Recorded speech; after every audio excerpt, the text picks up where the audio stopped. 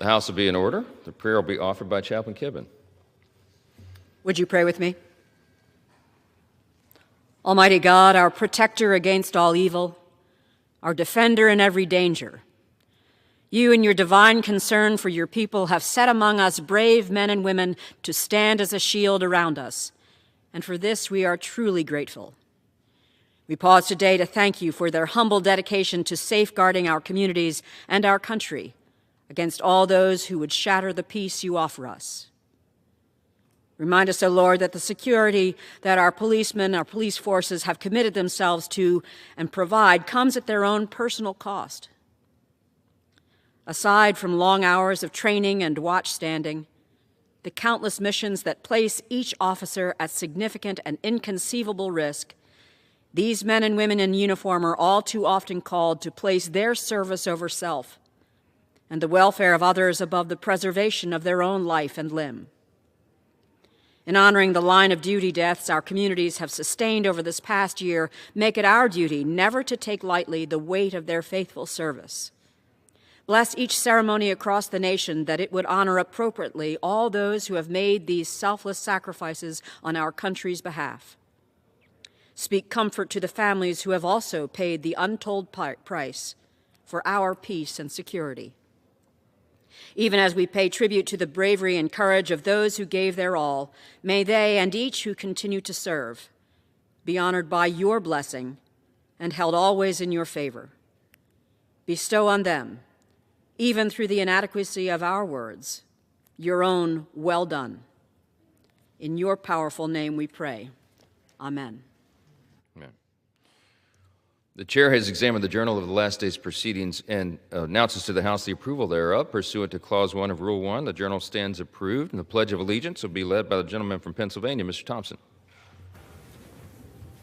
I pledge allegiance to the flag of the United States of America and to the republic for which it stands, one nation, under God, indivisible, with liberty and justice for all. The chair will entertain up to 5 requests for 1-minute speeches on each side of the aisle. For what purposes, gentlemen from Pennsylvania seek recognition?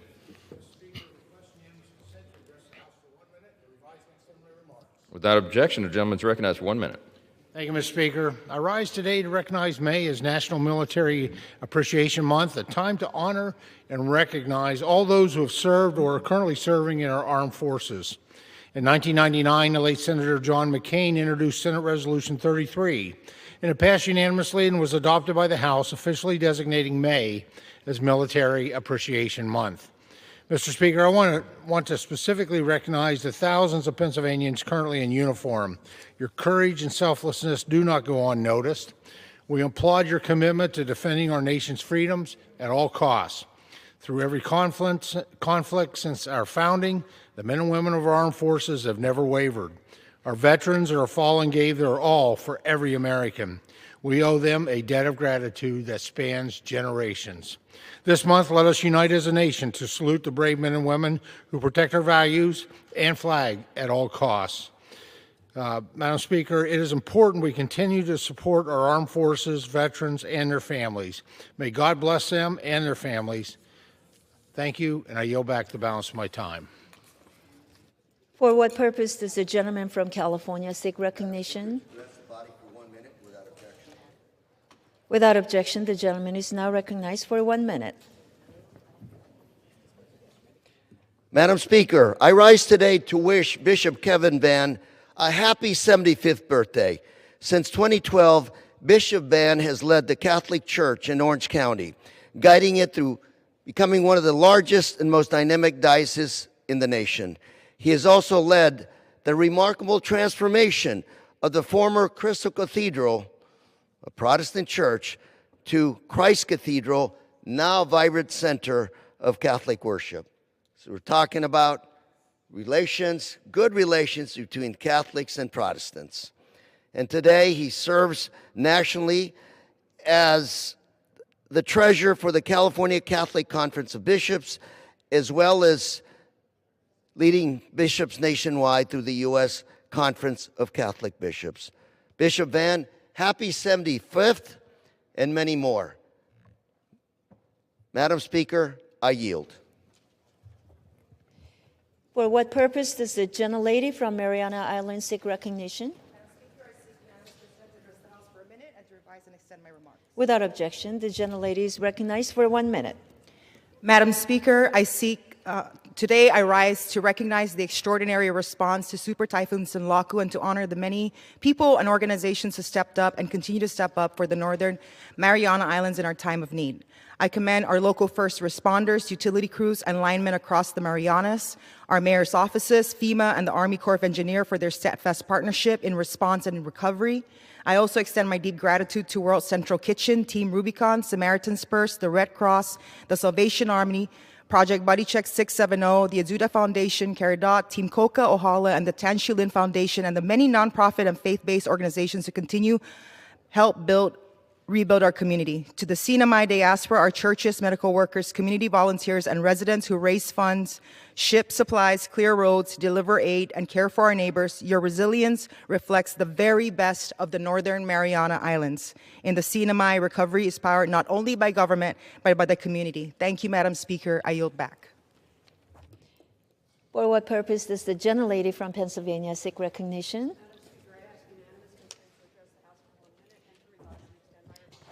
Without objection, the gentlelady is now recognized for 1 minute. Quote, I don't think about Americans' financial situation at all. I don't think about anybody. Madam Speaker, over the past too many years, I've found it important to point out our leaders' failures to tell the truth. This week I heard something different, though no less troubling. I heard the truth. On his way to China this week, the president said he does not care about Americans' financial situation.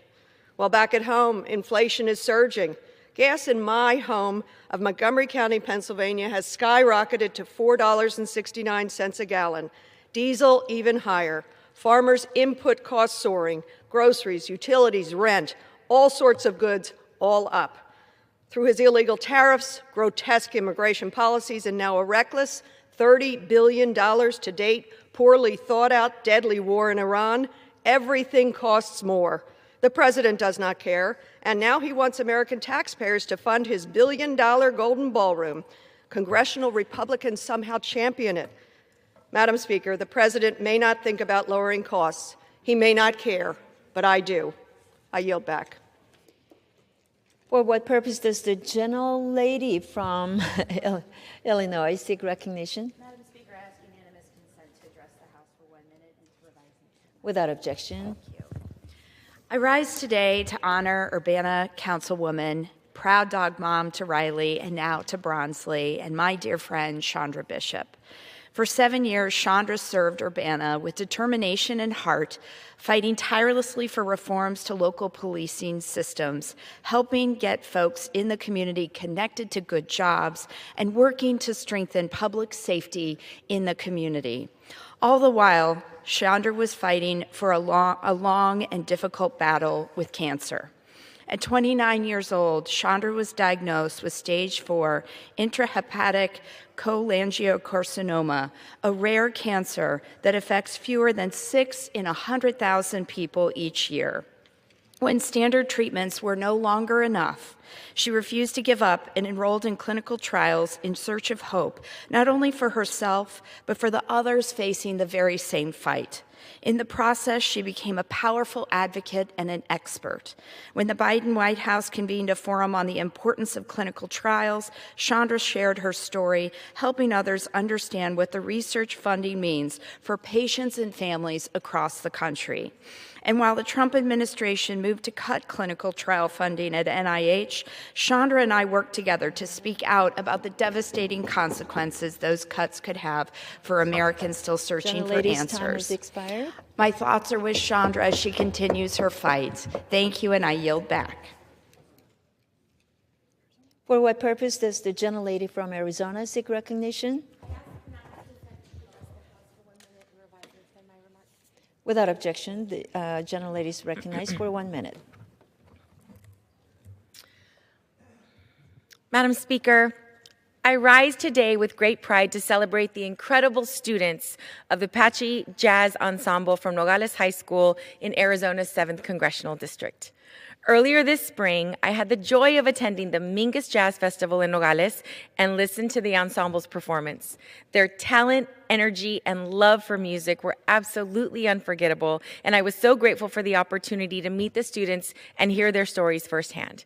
Since then, these remarkable young musicians traveled to Orlando, Florida to compete in the at Festival Disney, where they earned a superior rating with an outstanding score of 97.7, taking first place in their division and winning the prestigious Gold Mickey Award, the highest honor awarded across all instrumental divisions. These students represented Nogales and Southern Arizona with excellence, discipline, and heart. Their achievement is a testament to their hard work and dedication of their director, Anthony Belletti, and the power of music education to inspire and uplift our communities. To the Apache Jazz Ensemble Nogales High School and all of your friends, fans, and family, muchísimas gracias, felicidades, and thank you for making Arizona proud. I yield back. For what purpose does the gentleman from New York seek recognition? Madam Speaker, I request unanimous consent to address the House for 1 minute and to revise and extend my remarks. Without objection, the gentleman is recognized for 1 minute. Thank you, Madam Speaker. Madam Speaker, let me celebrate young Stella Apicella, a 6th grader at Blind Brook Middle School in Rye Brook, as she prepares to become a bat mitzvah on May 30th. I've seen Stella grow up over the years, the daughter of Joe Apicella and Tara Rosenblum, two prominent Westchester residents, and Stella is growing as a confident, thoughtful, and compassionate young woman. She loves basketball, go Knicks, soccer, dancing, and fashion, and she is a talented public speaker through debate club and by sharing the stage at times with her prominent mother. Most importantly, she gives back to her community. She stands up for others, and she always looks out for the underdog, qualities that will serve her well far beyond this special day. Stella, mazel tov on this great accomplishment. From the floor of the U.S. House of Representatives, we send our best to you. Thank you, Madam Speaker, and I yield back.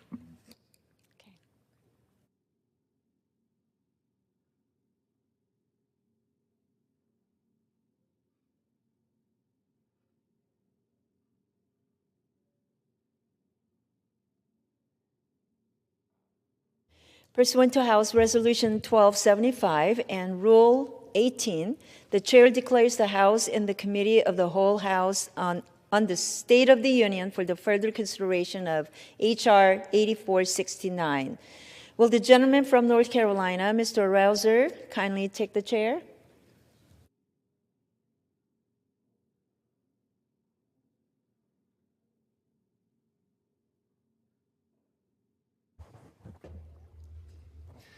The House is in the Committee of the Whole House on the State of the Union for the further consideration of the bill H.R. 8469, which the clerk will report by title. A bill making appropriations for military construction, the Department of Veterans Affairs and related agencies for the fiscal year ending September 30th, 2027, and for other purposes.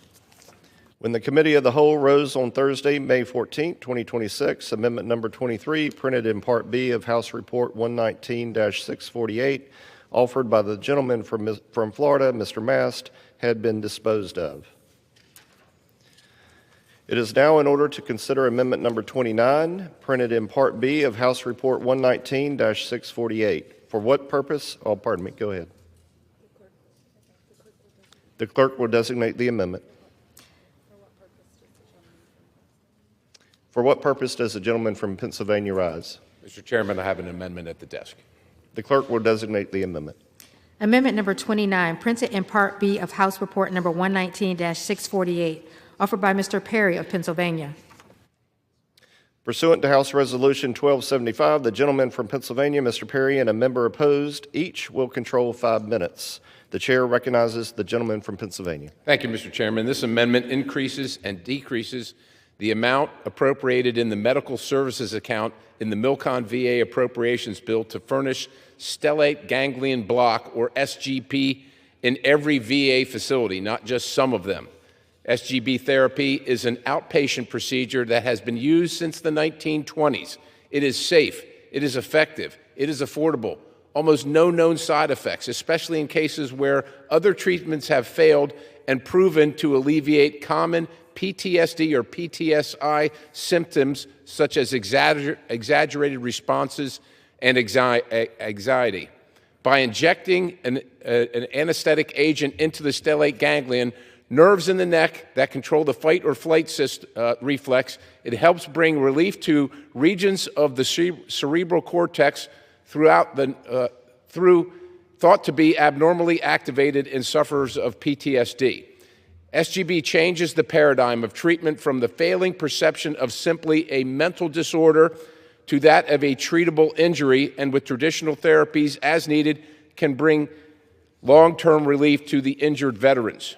As of 2018, only 11 out of all of America's 170 VA facilities reported using SGB or making it available. Making matters worse, a veteran must fail all other traditional treatments before being considered for SGB therapy, which anecdotally is effective 85% of the time.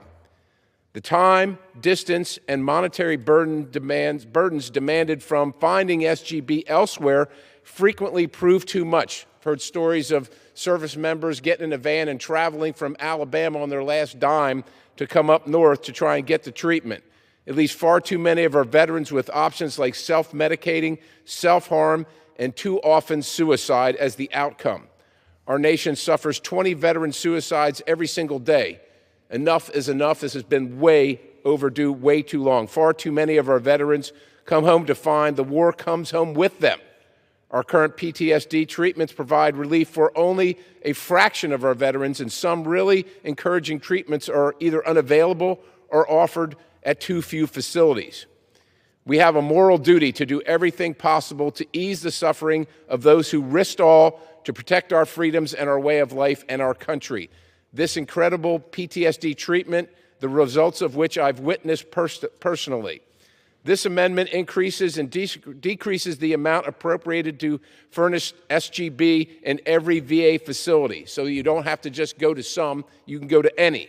It directs the Secretary of the VA to expand SGB access to veterans upon PTSD diagnosis by making it a covered treatment under federal law. And with that, Mr. Chairman, I reserve. The gentleman reserves. For what purpose does the gentlelady from Florida seek recognition? Mr. Speaker, I rise to claim time in opposition to the gentleman's amendment. The gentlelady is recognized. Thank you, Mr. Speaker. It is not the place of Congress to be pushing for increased use of specific experimental treatments. This procedure is highly invasive, requiring an injection of medication into a collection of nerves at the bottom of the front side of the neck. The VA and NIH are in the midst of a multi-year clinical trial to collect data on this treatment for potential use in treating post-traumatic stress disorder, but does not yet have sufficient data one way or another regarding this treatment. In fact, preliminary data shows that SGB effects are not clear, and it is uncertain whether there is a direct link between the treatment and PTSD. If this treatment is safe, effective, and appropriate for expanded use, then the healthcare experts at the VA should be the ones to expand the treatment for wider use. There is a deliberative process for expanding the use of emerging healthcare treatments, and we should let that process play out. It is really not Congress's role to micromanage medical decisions, and I urge my colleagues to oppose the amendment, and I reserve the balance of my time. Gentlelady reserves. The gentleman from Pennsylvania is recognized. While the deliberative process is playing out, this treatment has been used for over 100 years without any known side effects, without any damage to anybody, 85% effective for the users that have used it, and I've witnessed it. And it's so invasive, Mr. Chairman, it takes 15 minutes of lying down on the table and getting an injection, and oftentimes sitting up, standing up, and being relieved of your PTSD right then. While they're studying it, while they're fighting at the VA over turf about which treatment is the best, which practitioner should have primacy, 20 veterans a day are taking their own lives while they can't get the treatment. While they're studying it, it's offered in 11 facilities out of 170. Why, while they're studying it, are they offering it 11? While they're studying it, all the other veterans have to fail every other paradigm before they can get it, and often they commit suicide before they ever get it. I'm tired of waiting on the bureaucracy at the VA and the turf wars between practitioners to do something to save our veterans, and I'm going to keep on fighting. So I understand the gentlelady's comments. I just completely disagree. It's time for us to act. Well, they won't. It's our duty. Abraham Lincoln said it is our duty to take care of those who have borne the battle, and we're not doing it. We're waiting on the VA and these different doctors and paradigms to discuss, oh, well, maybe this works, maybe that doesn't work. Well, these guys and gals are dying every single day. We got to do something about it. I reserve. Gentleman reserves. Gentlelady from Florida is recognized. Thank you, Mr. Speaker. Mr. Chairman, I can appreciate the gentleman's passion. This treatment is being trialed and piloted in 11 facilities for a reason, because we have to make sure it's safe. You are not Dr. Perry. I am not Dr. Wasserman Schultz. In fact, it's important to note that in many instances, when this treatment has been administered, while it might provide some immediate relief, oftentimes the PTSD symptoms come back. And so this trial is being wrapped up in June, and then it'll take about a year to analyze the data. We are not medical experts. I have argued time and again on this House floor that Congress is not equipped to be making medical decisions, particularly specific medical decisions that affect a unique group of patients. And I certainly hope that this trial results in progress and relief, and that it would be scientifically validated. But it's our responsibility to wait for the experts to provide us with those results before decisions are made, and leave those decisions to the VA. And with that, I oppose this amendment. We should use the process for expanding the use of emerging healthcare treatments, and we should let that process play out. I urge my colleagues to vote no, and I yield back the balance of my time. Gentlelady yields back. The gentleman from Pennsylvania is recognized. Thank you, Mr. Chairman. Since 2018, 11 facilities, VA facilities out of 170 have been using it. Not studying it, using it. The study happened after that, and every day that the study's occurring, 20 service members take their lives. The U.S. Department of Veterans Affairs estimates between 11 and 20% of Operation Iraqi Freedom and Enduring Freedom veterans have PTSD in a given year. 12% of Gulf War veterans, 15% of Vietnam veterans. Sadly, only 40% of these heroes will find relief with current treatments. I'm tired of waiting on the VA and this study, which, quite honestly, is just prolonging the turf war between practitioners there. Some of them say they should have primacy and this shouldn't even be involved. Yet again, outpatient procedure. Gentleman's 15 time has minutes. expired. I urge adoption. I yield the balance. Gentleman yields back. The question is on the amendment offered by the gentleman from Pennsylvania. Those in favor say aye. Those opposed say no. In the opinion of the chair, the ayes have it. The amendment is agreed to.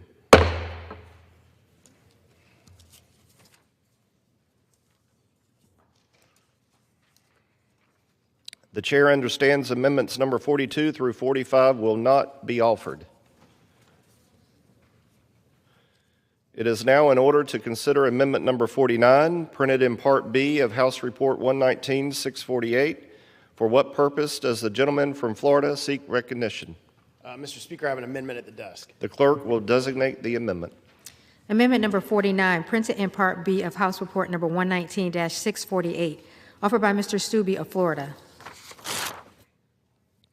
Pursuant to House Resolution 1275, the gentleman from Florida, Mr. Stubbe, and a member opposed each will control 5 minutes. The chair recognizes the gentleman from Florida. Thank you, Mr. Speaker. This amendment is very simple. This amendment prohibits funds from being used to close the Port Charlotte VA clinic. I've heard from a number of different constituents and veterans in Charlotte County that oppose this clinic being shut down, so this amendment would prohibit funds being used to shut down the Port Charlotte VA clinic. This amendment would not delay construction on a new clinic in Northport, and I yield back. Does the gentleman reserve? Yield back. Oh, the gentleman yields back. The gentlelady from Florida. Mr. Speaker, For what purpose does the gentlelady from Florida seek recognition? Thank you, Mr. Speaker. I rise to claim time in opposition, although I am not opposed to the amendment. Without objection. Thank you, Mr. Chairman. As a fellow Floridian, I just want to make sure that I underscore the importance of making sure that we preserve access to health care for veterans across our state, and I look forward to working with the gentleman, as we have many times in the past, on ensuring that continued access. Understand his concerns, and look forward to working with him and Judge Carter and the VA to ensure continued access to his constituents. With that, I yield back the balance of my time. Gentlelady yields back. The question is on the amendment offered by the gentleman from Florida. Those in favor say aye. Those opposed say no. In the opinion of the chair, the ayes have it. The amendment is agreed to.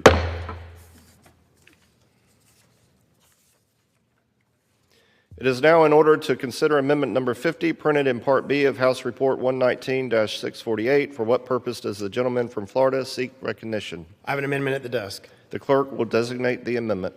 Amendment number 50, printed in Part B of House Report number 119-648, offered by Mr. Stube of Florida. Pursuant to House Resolution 1275, the gentleman from Florida, Mr. Stube, and a member opposed each will control 5 minutes. The chair recognizes the gentleman from Florida. Thank you, Mr. Speaker. I rise today to offer an amendment that puts the defense of our own troops, bases, and national security above all else, not to subsidize the defenses of NATO countries that lecture us on peace, hesitate to stand with us, and in some cases actively undermine our efforts to confront the terrorist regime in Iran. My amendment redirects more than $480 million in funding from the NATO Security Investment Program. Essentially, it moves nearly $500 million used for foreign military base infrastructure and redirects it towards improving the infrastructure needs of our own bases, for our own service members, and for our own national security. This is the definition of America First. The United States cannot continue carrying the defense burden for allied nations that fail to carry their own weight in the collective defense of each NATO member. But most importantly, we cannot continue to treat the generosity of the American taxpayer as automatic, while our allies treat their obligations as optional. Operation Epic Fury has exposed why this amendment is necessary. When President Trump moved to confront the Iranian terror regime, some NATO countries chose to tarnish the meaning of alliance and tried to subvert our ability to target Iran. Namely, it is France and Spain that continue to deny our military from using their airspace and many key defense facilities, forcing American forces to work around the very allied infrastructure that American taxpayers have helped sustain through NATO funding. Many of these bases exist within the broader NATO architecture supported by programs like the NATO Security Investment Program, which this bill gives nearly $500 million to. Yet when the United States called for support, our so-called allies chose silence over solidarity. Alliances are not entitlement programs, nor are they blank checks. They are solemn commitments built on mutual defense, sacrifice, and responsibility. So if any foreign nation thinks they are deserving of the United States military and the backing of our taxpayers, best they not demand the comfort of our alliance and reject the courage it requires. The American people deserve the assurance that every single investment made actually serves our national interests. But every dollar in this bill should be measured against one standard. Does it support our national security, our readiness, and our warfighters and their families? If the answer is no, then we have the responsibility to redirect such funds and put America first. This is why this amendment matters. Our first and only obligation should be to support our warfighters. We owe it to the American people that their tax dollars are spent in a manner strengthening American readiness, improving our base infrastructure, supporting our service members and their families, and advancing our national security. I urge my colleagues to stop subsidizing our part-time allies and vote for my amendment. I reserve. The gentleman reserves. For what purpose does the gentlelady from Florida seek recognition? Mr. Chairman, I rise to claim time in opposition to the gentleman's amendment. Thank you, Mr. Chairman. The gentlelady is recognized. Thank you, Mr. Chairman. This amendment would completely eliminate funding in the bill for the NATO Security Investment Program. The base bill already underfunds NATO infrastructure by $122 million less compared to the President's budget request. And even President Trump recognized the value of this program and the return on investment that the NSIP program provides for the American taxpayer. The President's budget requests $604 million for the NATO Security Investment Program, which is the amount required to fully fund America's commitments towards NATO infrastructure investments.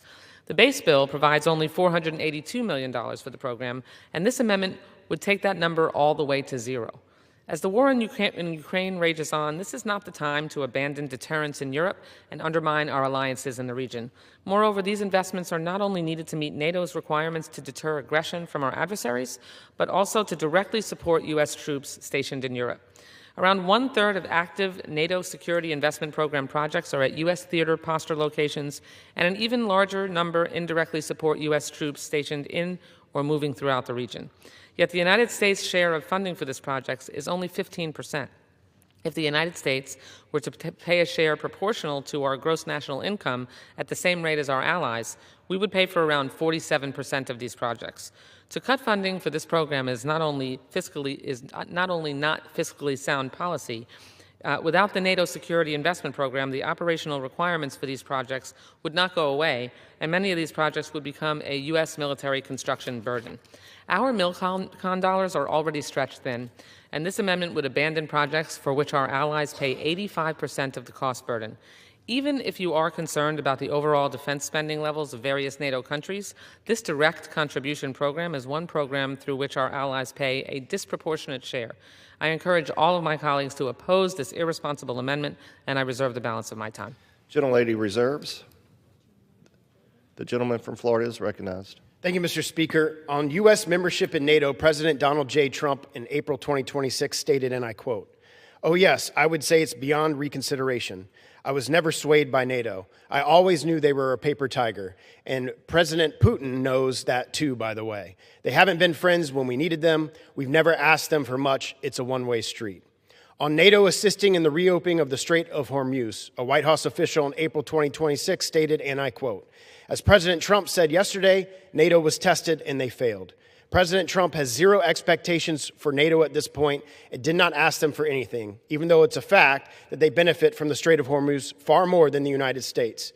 President Trump posted on Truth Social on March 31st, 2026, and I quote, "The country of France wouldn't let planes headed to Israel, loaded up with military supplies, fly over French territory. France has been very unhelpful with respect to the butcher of Iran, who has been successfully eliminated. The USA will remember President DJT." President Trump on Truth Social on the United Kingdom on March 31st, 2026 stated, and I quote, "All of those countries that can't get jet fuel because of the Strait of Hormuz, like the United Kingdom, which refused to get involved in the decapitation of Iran, I have a suggestion for you. Number one, buy from the U.S. We have plenty. Number two, build up some delayed courage, go to the Strait, and just take it. You'll have to start learning how to fight for yourself. The USA won't be there to help you anymore. Just like you weren't there for us, Iran has been essentially decimated. The hard part is gone. Go get your own oil." President DJT. This just a couple of days ago from Secretary Rubio commenting on NATO basing rights. Quote, "One of the reasons I supported NATO is because it gave us basing rights in Europe. So when NATO partners like Spain deny us use of these bases, the primary reason for why NATO is good for America, then what is the purpose of the alliance?" I reserve. Gentleman reserves. Mr. Chairman, I yield 2 minutes to the chair of the Military Construction VA Subcommittee, Judge Carter. The gentleman is recognized. I thank the lady. I rise in opposition to this amendment. President Trump's budget request included funding for the account in fiscal year 2027. These funds supported our operational readiness and warfighting capabilities. I urge my colleagues to oppose this amendment. Does the gentleman yield back? I Does the gentlelady yield back? I'm sorry. I reserve. The gentlelady reserves. The gentleman from Florida is recognized. Thank you, Mr. Speaker. The President's comments on this issue have been very clear. We are $39 trillion in debt, and we should be focused on America first, and we should be supporting our war fighters and our bases, not NATO, in this budget, and I yield back. The gentleman yields back. The gentlelady from Florida is recognized. Thank you, Mr. Chairman. I think the point of Judge Carter and my argument is that this funding does support our war fighters in Europe. President Trump asked for, in spite of all the things that he has said about NATO, he asked in his budget for $604 million. And this budget is $122 million less than that, and the gentleman from Florida's amendment would wipe it out. So I strongly urge my colleagues to oppose this amendment because it would eliminate funding for infrastructure investments on which our troops and our allies rely.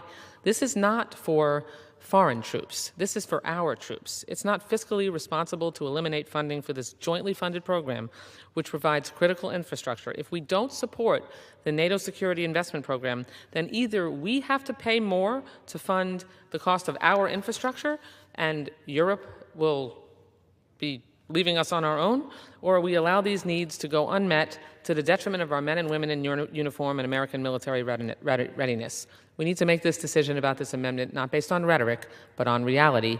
And the reality is that this funding ensures that we can keep our troops ready and safe. I urge my colleagues to oppose this amendment, and I yield back the balance of my time. Gentlelady yields back. The question is on the amendment offered by the gentleman from Florida. Those in favor say aye. Those opposed say no. In the opinion of the chair, the noes have it. The amendment is not agreed to. I ask for a recorded vote. A recorded vote is requested. Those in favor of taking this vote by recorded vote will rise. A sufficient number having risen, a recorded vote is ordered. Members will record their vote by electronic device. This is a 15-minute vote.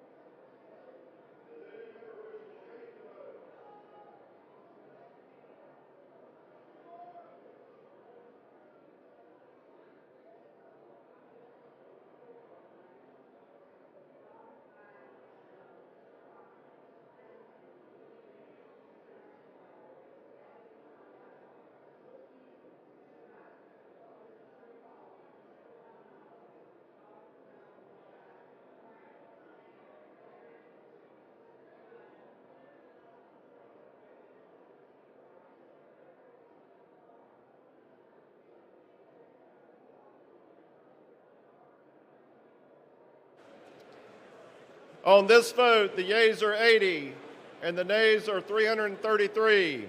The amendment is not adopted. There being no further amendment under the rule, the committee rises.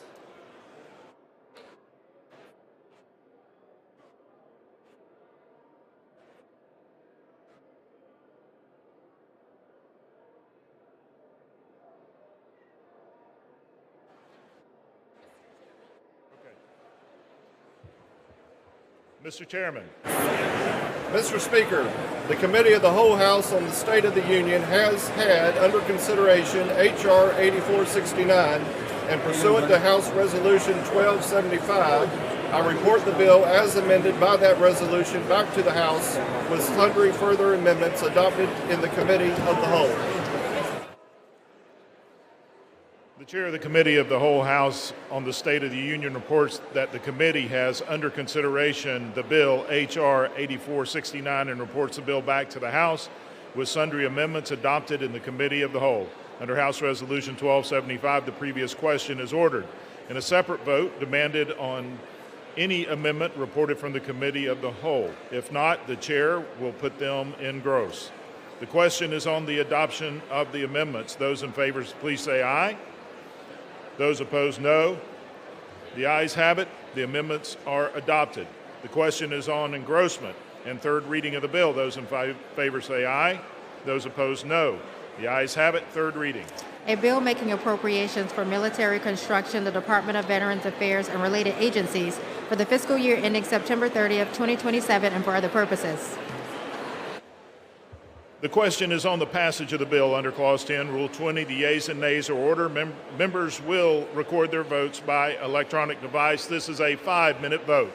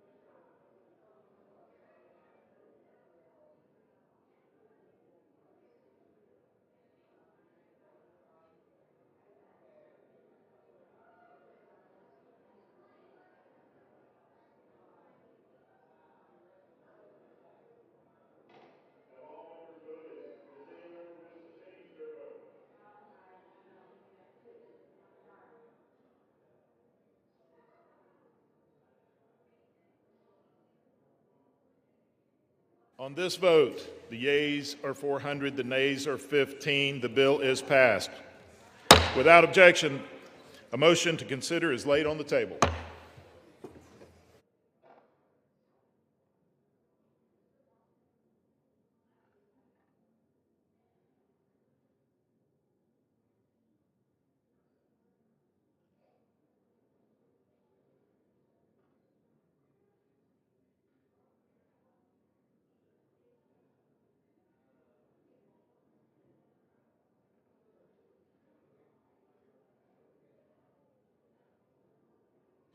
For what purpose does the gentleman from Pennsylvania seek recognition? Mr. Speaker, I ask unanimous consent that when the House adjourns today, it adjourn to meet at noon on Tuesday next morning, our debate at 2 p.m. for legislative business. Without objection.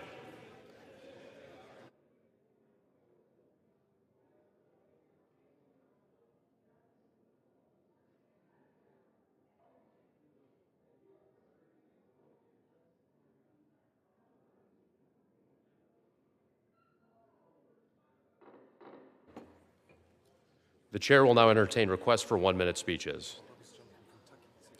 For what purpose does the gentleman from Kentucky seek recognition? Without objection, the gentleman is recognized for 1 minute. And ask for order. Be in order. The House will be in order. Mr. Speaker, I rise to honor the life and legacy of my dear friend Fred Nestler. Fred was best known for his service as a very popular and effective member of the Kentucky House of Representatives from 1994 to 2012, where he represented his beloved home of Graves County in West Kentucky. I first met Fred when I got elected to the Kentucky House of Representatives in 2001. Fred and I were of different political parties, but that didn't matter to him. Fred was a public servant whose only priority was to best represent his constituents. I was so impressed with Fred Nestler's leadership skills that I talked him into joining me at the Kentucky Department of Agriculture in 2012 for all 4 years of my term as Kentucky Agriculture Commissioner. Fred was a larger-than-life figure in West Kentucky politics who was loved by everyone. Prior to his service in the Kentucky legislature, Fred was a field representative for Congressman Carroll Hubbard. Representative Hubbard once said Fred was the best that he had. And I replied, I have no doubt Fred Nestler was the very best. He was a West Kentucky legend who will be deeply missed. I yield back. For what purpose does the gentleman from Arizona seek recognition?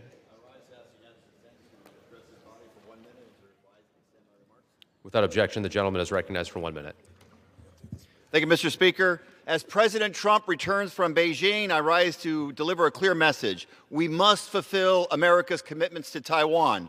Congress has approved the sale of critical defense systems to Taiwan. Taiwan has paid for them, and these weapons have not yet been delivered. Xi Jinping's #1 goal from the summit was to convince Trump not to sell these weapons, and that's exactly why we need to. Taiwan's legislature has passed a landmark special defense budget, a show of serious commitment to its own self-defense. We need to hold up our end of the deal. This is about national security, our own economy.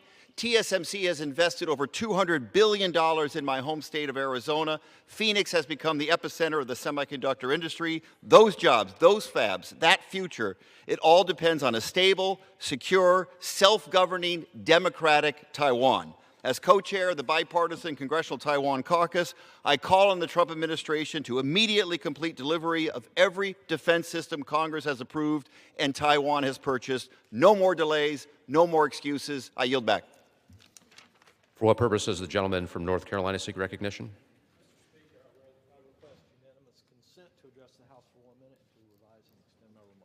Without objection, the gentleman is recognized for 1 minute. Mr. Speaker, as we recognize those who serve in law enforcement during Police Week, we must also pause to remember those who gave their lives in the line of duty.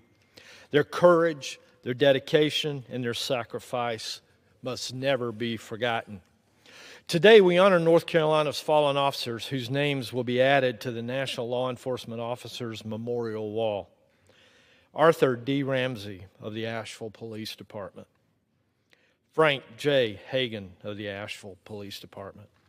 Francisco P. Flatts II of the Cherokee County Sheriff Office, Mark D. Lukowski of the OAJ Ellis Airport Police Department, Roger L. Smith of the Wake Med Campus Police and Public Safety Department. Each of these officers answered the call to protect and serve, and they represent the very best of our communities. We honor their service, we honor their sacrifice, and we stand with the families who continue to carry their legacy forward. Thank you, Mr. Speaker, and I yield back.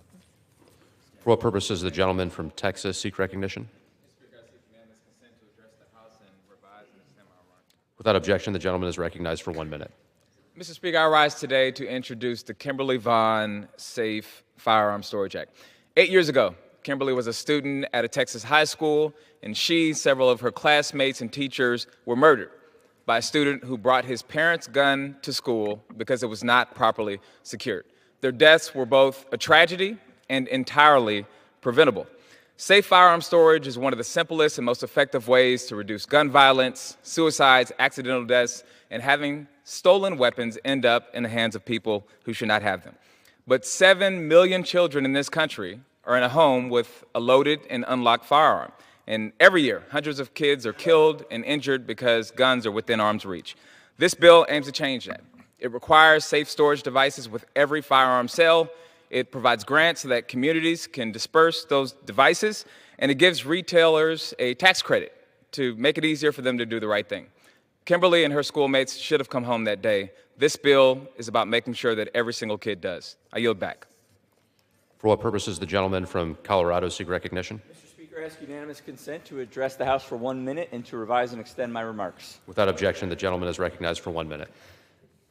Mr. Speaker, I rise today during National Police Week to recognize the heroic actions of Officer Tyler Cunningham of the Montrose Police Department. While responding to a residential structure fire alongside fellow first responders, Officer Cunningham arrived to find the roof and back of a home fully engulfed in flames.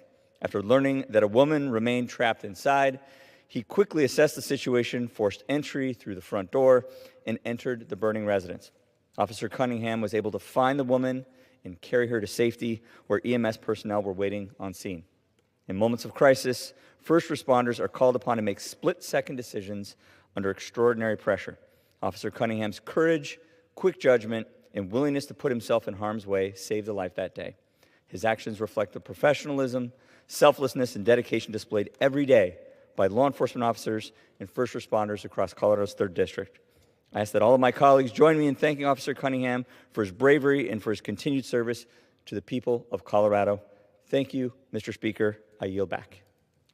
For what purpose does the gentleman from Illinois seek recognition? Mr. Speaker, I ask unanimous consent to address the body for 1 minute and to revise and extend my remarks. Without objection, the gentleman is recognized for 1 minute. Mr. Speaker, I rise today in honor of Asian American Pacific Islander Heritage Month and in the spirit of Frederick Douglass, whose vision of freedom was never narrow and never timid. It was in 1869, as anti-Chinese hatred was rising in America, Frederick Douglass delivered his great speech, Our Composite Nation. He stood against the spirit that would produce the Chinese Exclusion Act and declared a liberal and brotherly welcome to all who are likely to come to the United States. Is the only wise policy which this nation can adopt.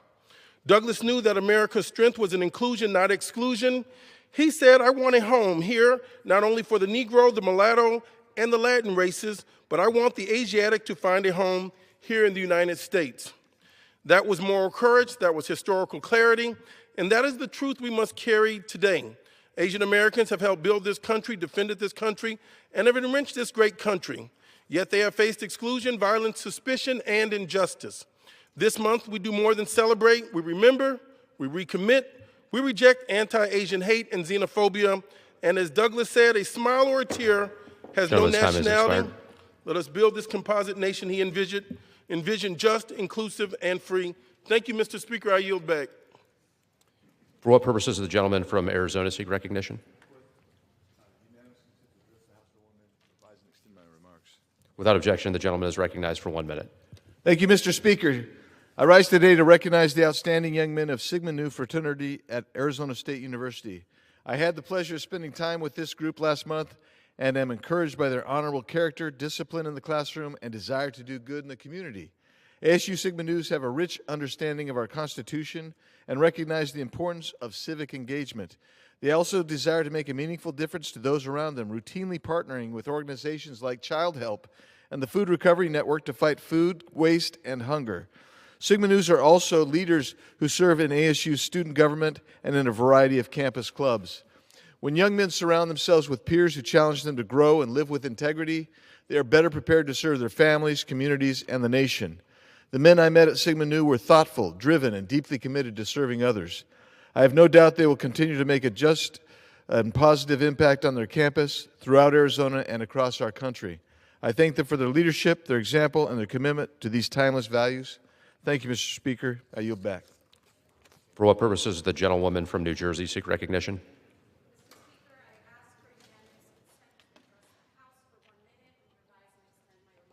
Without objection, the gentlewoman is recognized for 1 minute. I rise to recognize the life of Mrs. Jennifer Gonzaga, who passed away on May 10th, 2026, after dedicating her life to education and the joy of nurturing young minds. For 25 years, Jennifer served as a first and second grade teacher at Linden School in Glen Ridge, New Jersey. Her commitment to her students and her passion for teaching left an indelible mark on countless lives. She was known for her patience, creativity, unwavering dedication to fostering a love of learning in her classroom. She's survived by her devoted husband, Romo Mel Gonzaga. Their enduring 29-year partnership was a testament to love and support through all of life's seasons. Jennifer's memory will live on in the hearts of all who knew her, including myself. Mr. Speaker, I yield. For what purposes does the gentleman from Utah seek recognition? Without objection, the gentleman is recognized for 1 minute. Mr. Speaker, I rise today to commend two of our nation's finest who saved a life that otherwise would surely have been lost. On March 15th, a man driving through Florida experienced a medical emergency that caused him to crash into a shallow body of water, fully submerging the vehicle. Airman Jesse Arguello and Airman Skylo Rios, both of the Naval Aviation School Command, leapt into action with military precision. While Airman Rios summoned emergency services, Airman Arguello jumped into the water in an attempt to rescue the now drowning driver. After kicking a hole in the sunroof, tearing out chunks of glass with his bare hands, Airman Arguello pulled the driver through the broken sunroof opening and dragged this individual to safety on the shore. I couldn't be more proud of these two young airmen. They represent the finest tradition of our military warriors. I'm especially proud to say that Airman Jesse Arguello hails from my own 3rd District in Utah. May God bless these two great examples of what is making America great again. Thank you, and I yield back. For what purposes does the gentleman from Puerto Rico seek recognition? Without objection, the gentleman is recognized for 1 minute. Mr. Speaker, I rise today to honor the life of Piculín Ortiz. Born in Ay Bonito and raised in Calle, Piculín became a symbol of Puerto Rican pride, perseverance, and excellence.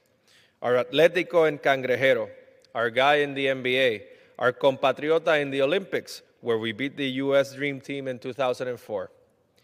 Piculín Ortiz will live forever in the hearts of a grateful Puerto Rico. Mr. Speaker, I rise to honor two Puerto Rican brothers, Jose Luis and Irad Ortiz, for their triumphant performance at the Kentucky Derby.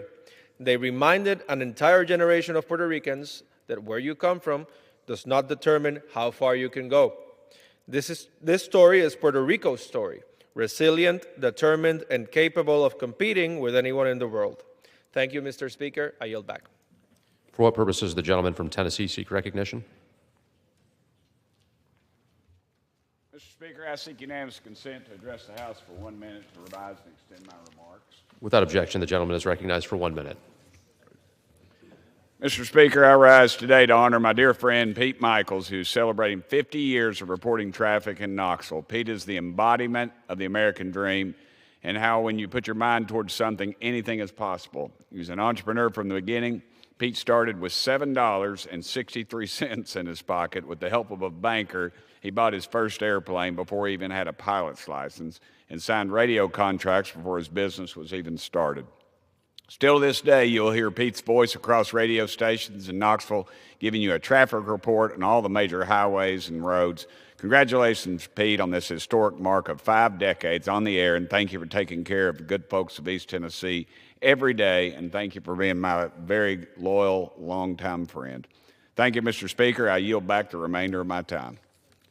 For what purpose does the gentlewoman from North Carolina seek recognition?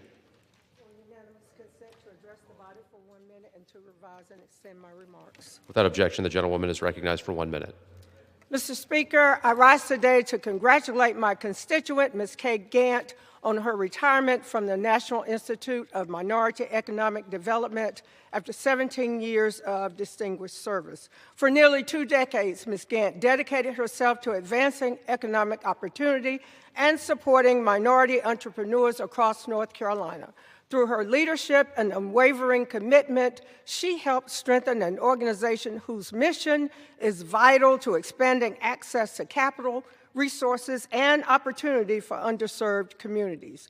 Notably, during the COVID-19 pandemic, Ms. Gant provided operational leadership for a relief initiative that helped the Institute's CDFI affiliate deliver more than $20 million in grants to over 2,000 historically underutilized businesses, helping countless small businesses survive an extraordinarily difficult time. I am grateful for Ms. Kay Gant's service and lasting impact and wish her a joyful and well-deserved retirement. Thank you, and I yield back. For what purpose does the gentleman from Montana seek recognition? The House for 1 minute and to revise and extend my remarks. Without objection, the gentleman is recognized for 1 minute. Thank you, Mr. Speaker. I would like to take this opportunity to recognize the importance of the passage of the 2026 Farm Bill. The House-passed 2026 Farm Bill delivers certainty for our producers through enhancing critical initiatives such as the USDA's farm credit and crop insurance programs. These measures will ensure that farmers and ranchers have access to the capital that they need in order to navigate ongoing challenges like volatile commodity prices and extreme weather events going forward. From wheat growers on the High Line to cattle ranchers in eastern Montana, this bill will provide necessary stability for producers in my home district, allowing them to keep feeding our nation. I'd like to thank Chairman G.T. Thompson for his hard work on this effort. The House has acted, and now the Senate must do the same, and I urge swift passage of the Farm Bill in the Senate. And with that, Mr. Speaker, I yield back. For what purposes does the gentlewoman from Minnesota seek recognition? For 1 minute, extend and revise my remarks. Without objection, the gentlewoman is recognized for 1 minute. Mr. Speaker, I rise today to recognize Minnesota State Representative Erin Cagle for her incredible work serving in the Minnesota legislature. I was fortunate to have had the opportunity to work with Representative Cagle during my time serving in the Minnesota House of Representatives. And I quickly learned how thoughtful, dedicated, and strategic she is when it comes to serving her constituents. For decades, Rep. Cagle has worked tirelessly to improve the lives of everyday people, passing landmark transportation legislation to invest in roads, bridges, and transit, expanding worker protection for pregnant and breastfeeding Minnesotans. My belief in co-governance is made possible through my colleagues at the state and local level, and Representative Cagle has been a great partner in this work. I look forward to seeing the positive impact of her work for the years to come. Thank you, and I yield back. For what purposes does the gentleman from Indiana seek recognition? Mr. Speaker, I seek unanimous consent to address the House for 1 minute and to revise and extend my remarks. Without objection, the gentleman is recognized for 1 minute. Mr. Speaker, I rise today in vigorous support for the 2027 Military Construction and Veterans Affairs Appropriations Act. This bill delivers for Indiana service members, our veterans, military families, and our taxpayers. This includes $27.5 million for a new aviation maintenance hangar and operations facility at our Shelbyville Army Aviation Support Center. This investment matters. It gives 900 Indiana Guardsmen assigned to our 38th Combat Aviation Brigade the modern facilities they need to support rapid homeland deployment, strengthen readiness, and improve recruitment and retention. This bill also includes more than $1.6 billion for 2 sorely needed VA centers in central Indiana, a replacement to our 75-year-old Rudabush VA Center in Indianapolis and a new outpatient care facility in Fishers, Indiana. Together, these facilities will serve 250,000 veterans across Indiana and provide the quality care they've earned through their service to our country. This bill is a win for Indiana, for our National Guard, and our veterans and Hoosier taxpayers. I yield back. For what purposes does the gentleman from California seek recognition? Speaker, I ask unanimous consent to address the floor for 1 minute and for permission to extend and revise my remarks. Without objection, the gentleman is recognized for 1 minute. Mr. Speaker, I rise to honor the life and legacy of a Jesuit priest, Peter Pabst. I knew him, as our community knew him, as Father Peter. Beneath his Hawaiian shirts, his easy demeanor and good humor, his heart beat with a fierce commitment to the vision that every child, regardless of their family's poverty, have access to college and future success. That conviction spurred his founding of the Sacred Heart Nativity Middle Schools a quarter century ago to educate young students in the predominantly Latino neighborhood of Washington, Guadalupe, and San Jose. A decade later, he launched Cristo Rey San Jose Jesuit High School to prepare students from high-poverty families for college, integrating job opportunities with Silicon Valley's top tech companies. For the last 3 years, every one of Cristo Rey's hundreds of graduating seniors was accepted by a four-year university, nearly all the first in their families to attend college. Father Peter also connected deeply to families in our community, conducting hundreds of baptisms, weddings, and funerals. I ask my colleagues to join me in remembering Father Peter. May his memory inspire all who share his conviction in the boundless promise of every child. Thank you. I yield, Mr. Speaker. For what purposes does the gentleman from California seek recognition? Mr. Speaker, I seek unanimous consent to address the House for 1 minute and to revise and extend my remarks. Without objection, the gentleman is recognized for 1 minute.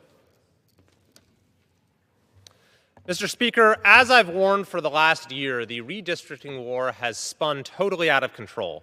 Those states that have enacted new maps include Texas, California, Missouri, Ohio, North Carolina, Tennessee, and Florida. Those looking to do so either for 2026 or 2028 include New York, New Jersey, Washington, Colorado, Oregon, Maryland, Illinois, Wisconsin, Minnesota, Pennsylvania, Arizona, Nevada, Louisiana, South Carolina, Alabama, Mississippi, and Georgia.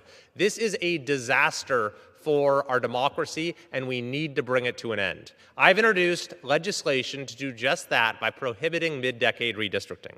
And the good news is there is growing bipartisan support for this. On the Republican side, co-sponsors of my bill include Representative Kiggins and Baird. On the Democrat side, Representatives Cleaver and Landsman recently endorsed the legislation. And the minority leader, Hakeem Jeffries, appeared to do so as well, saying the only reason he's participating in the redistricting war is that there is not a national standard that prohibits mid-decade redistricting. I would encourage the minority leader to endorse explicitly my legislation. I'd endorse every member to sign the discharge petition I've opened so we can bring this deeply damaging redistricting war to an end. I yield back.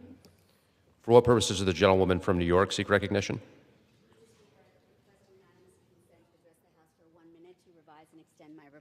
Without objection, the gentlewoman is recognized for 1 minute. Thank you. Mr. Speaker, I rise today to honor the outstanding career of Dean Lodge, a dedicated UPS driver who has recently retired after more than 37 years with UPS, including 26 years in the Long Beach community. After growing up in Jamaica, Mr. Lodge moved to New York with his family in 1988, starting with UPS in 1989 in Manhattan. He eventually transferred to Long Beach in 2000, where he became far more than a delivery driver. He became a trusted neighbor and friend. Known for his kindness, reliability, personal connection, Dean built lasting relationships with the families and businesses he served.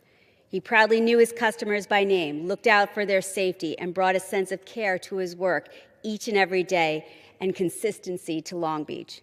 He gave back. He mentored his fellow drivers, earning a deep respect from his colleagues. Thank you, Dean, for your decades of service and the joy you brought to Long Beach. I wish you all the best in your retirement and hope you enjoy the races at Belmont Park for years to come. Thank you, Mr. Speaker, and I yield back.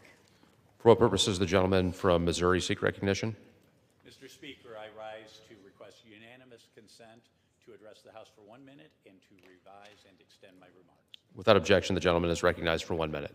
Thank you, Mr. Speaker. Today I rise to congratulate the Emmanuel Eagles boys basketball team for becoming national champions. These young men traveled to Fort Wayne, Indiana from St. Charles, Missouri to win the 78th Lutheran Basketball Association of America's national championship. These incredible young athletes worked hard to show their peers at the national level never to underestimate Missouri grit. As they faced exceptional teams from across the Midwest, these young men demonstrated their hard work, discipline, integrity, and commitment to something greater than themselves.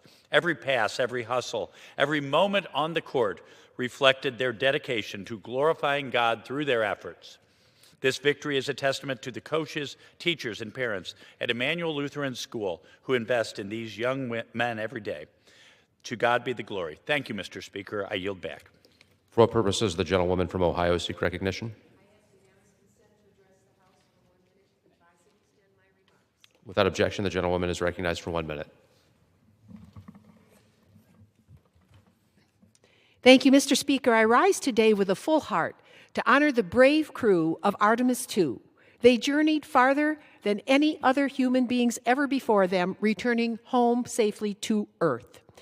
Then, their mission, which was aided by training and research from Northern Ohio's Glenn and Armstrong research facilities, remind us of the deep bonds that hold us together: faith, family, country. These astronauts carried with them the hopes of a nation. And in their words upon return, we heard humility, gratitude, and a renewed love for our fragile planet. Let me also pay tribute to the naval ship that welcomed them home, the USS John P. Murtha, named for a resolute Marine Corps veteran, former colleague here in the House, and son of Pennsylvania, who devoted his life to serving America. That vessel stood as a symbol of steady resolve of duty carried out far from shore. From the heartland of northern Ohio and western Pennsylvania, and our shores from coast to coast, to the heavens above, this mission belongs to every American who dares to dream. May we honor their courage, not only with words, but with continued commitment and funding to exploration, unity, and future generations who will follow in their footsteps. God bless them all. Thank you, Mr. Speaker. I yield back. For what purposes does the gentleman from Pennsylvania seek recognition?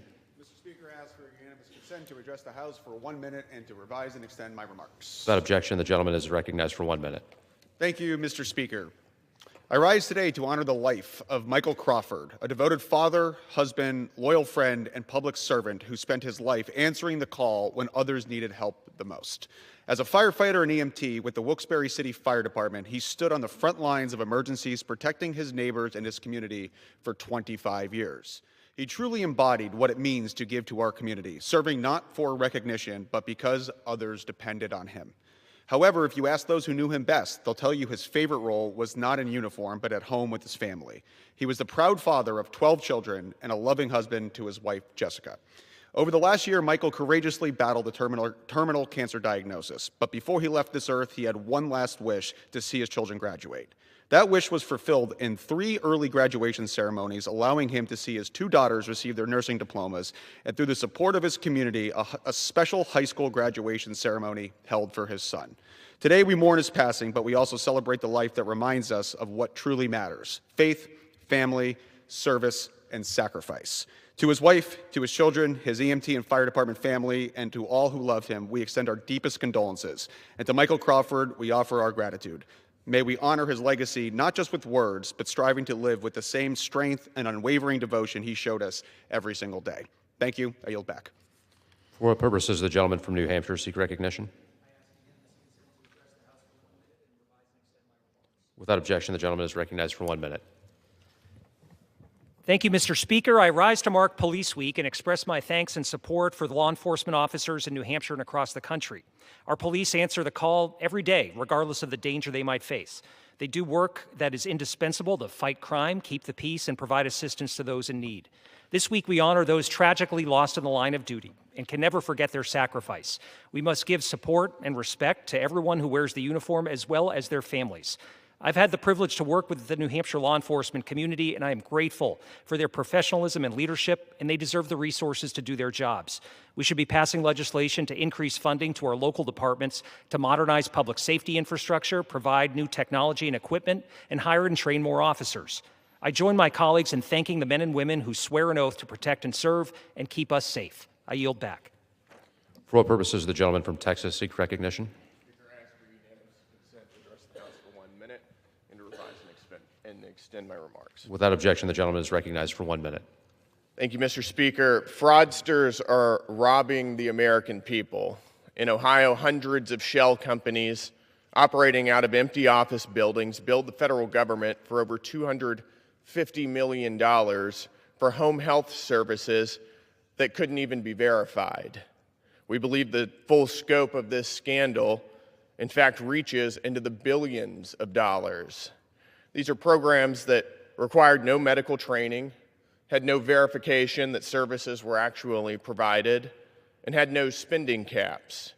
But they enriched fraudsters at the expense of the American people. That's why Chairman Comer created the Task Force on Defending Constitutional Rights and Exposing Institutional Abuses to go after corrupt institutions that steal from taxpayers, abuse our immigration system, silence Americans, and bury illegal discrimination. It's my honor to lead this task force. This week, we sent a letter demanding answers from the Ohio Department of Medicaid, and we're going to get them. The era of zero consequences is over. We're coming for every single institution that thinks otherwise. Thank you, Mr. Speaker. For what purposes the gentleman from New York seek recognition? Mr. Speaker, I ask unanimous consent to address the House for 1 minute and to revise and extend my remarks. Without objection, the gentleman is recognized for 1 minute. Thank you. Mr. Speaker, I rise today to recognize a man of unyielding faith, compassion, and love.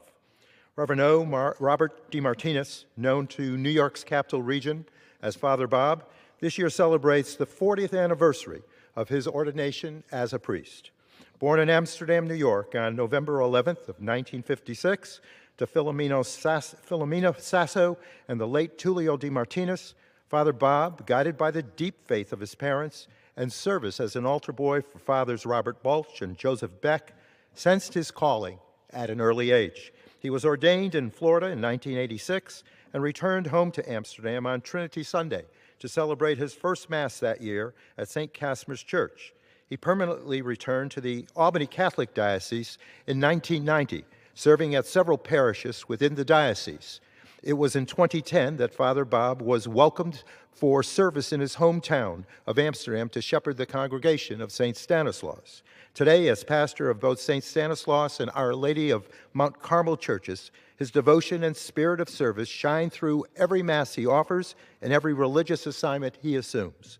As we honor his 4 decades of faithful service, a hearty ad multos annos, Father Bob, is rendered. Gentleman's time is expired. Congratulations. With that, Mr. Speaker, I thank you and yield back. For what purposes the gentleman from Rhode Island seek recognition?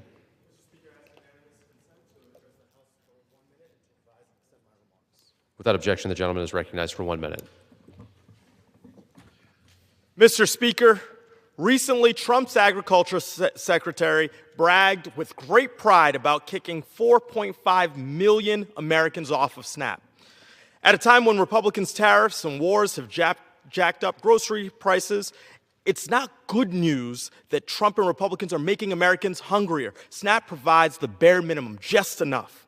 But it means kids in Woonsocket can focus at school and not on an empty stomach.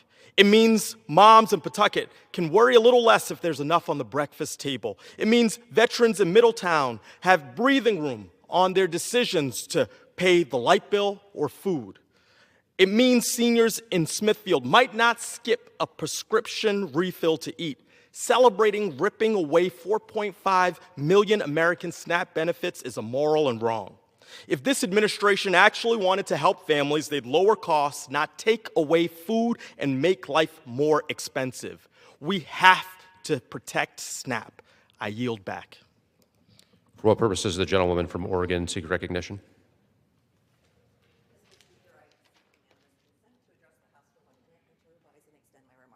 Without objection, the gentlewoman is recognized for 1 minute. Mr. Speaker, I rise to recognize Alan Pollock for 19 years of dedicated public service in my district. This summer, Alan is retiring from his role as general manager of the Salem Area Mass Transit District, also known as Chariots. Under Alan's leadership, Chariots has grown steadily. They restored weekend and late night service, underwent a comprehensive rebranding, and have put sustainable, climate-friendly electric buses into circulation. Chariots now provides over 3 million rides yearly. But beyond numbers, Alan quite literally brought our community together, bringing workers to their jobs, shoppers to stores, and parents home to their children. Oregon's 6th District wishes Alan the best in his next chapter. We thank him for his years of dedicated service and for leaving the Salem area stronger and more connected. Thank you, and I yield back. For what purposes the gentlewoman from California seek recognition? Without objection, the gentlewoman is recognized for 1 minute.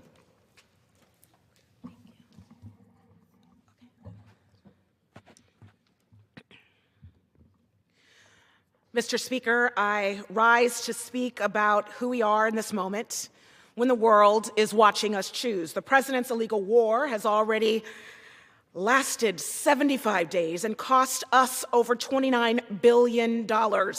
We are bombing schoolgirls in Iran, and we are standing by while civilians are being murdered by the thousands, and we are shattering every global alliance that we have built. And we stand alone. History will require atonement, but we can choose differently. We have a choice right now. We are a nation of profound moral power. The power does not live in bullets, but it lives in our willingness to return to our deepest values, to choose diplomacy when the world expects war, to honor the lives of those we claim to protect while refusing to destroy them. This is the moment that can and will define us, not who we are, rather who we are choosing to be, to achieve a free Iran, a free Cuba, a free Lebanon, a free Venezuela, a free Sudan, a free Gaza. Diplomacy is our best tool. Time has expired. I will not support or give another dime to this war, and I call on Congress to remember who we are meant to be. And I yield back. Thank you, Mr. Speaker. For what purposes the gentleman from Florida seek recognition?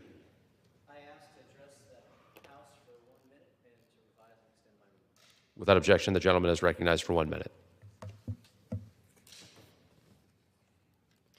Mr. Speaker, it is America's 250th anniversary, and we are proud in Central Florida to have this historic accomplishment of Artemis II's successful moon mission. Every day, Central Floridians drive out to the Cape to work on advancing America's space leadership. This is the first moon mission in over 50 years. They went the furthest of any humans ever, the first astronauts to witness the dark side of the moon from their own eyes. And we welcomed astronauts Reed, Victor, Christina, and Jeremy to the Capitol this week. They had many firsts: the oldest astronaut, the first astronaut of color, the first female astronaut, and the first non-American to do a moon mission. And as the only member of Congress to witness both Artemis launches firsthand, I couldn't be more proud of them. Congress needs to be committed to us going back to the moon, to land, to go to Mars and beyond.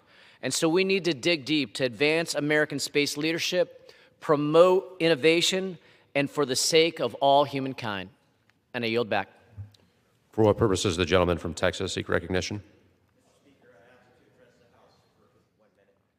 Without objection, the gentleman is recognized for 1 minute.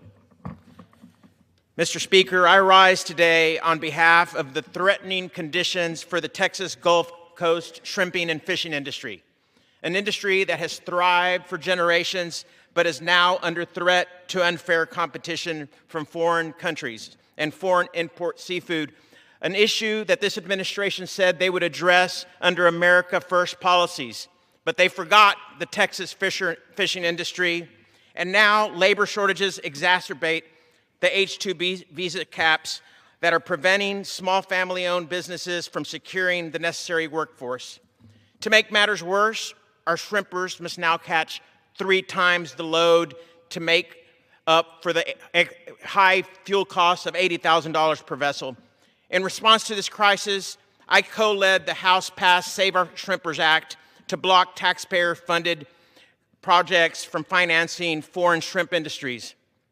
But the administration must provide immediate relief by giving our shrimpers and fishermen the ability to hire the workforce they need to survive the Gentleman's season. time has expired. I strongly urge President Trump and this administration to release more H-2B or H-2A visas so we can bring certainty to the coastal communities and assure the American shrimping and fishing industry can survive. And I yield back. For what purposes does the gentleman from Maryland seek recognition?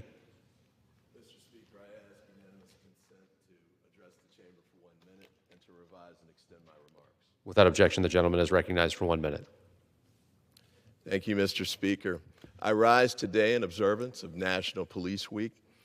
Over 300 names were added to the wall in memorial this week. One of those names was my cousin, Earl Ivey Jr. He served as an officer for the Mount Rainier Police Department, the Office of the Sheriff, the St. Pleasant Police Department, and he did double duty as chief and chaplain of the Fairmount Heights Police Department. He was an excellent man, an excellent father and husband, and a great neighbor and friend. And I commend him and all of the others who were added to the wall this week. But I had one comment I wanted to make to my colleagues. During this week that should be celebratory, there was an amendment that was offered, or a resolution that was offered, that was political and partisan instead of being straightforward and honoring those who were added to the wall. Their names don't have D's or R's listed after them. They didn't serve based on their party affiliation. We should set those party affiliations to the side for this week and this purpose and just celebrate them and the great work that they do. And with that, I yield back. For what purposes does the gentleman from California seek recognition?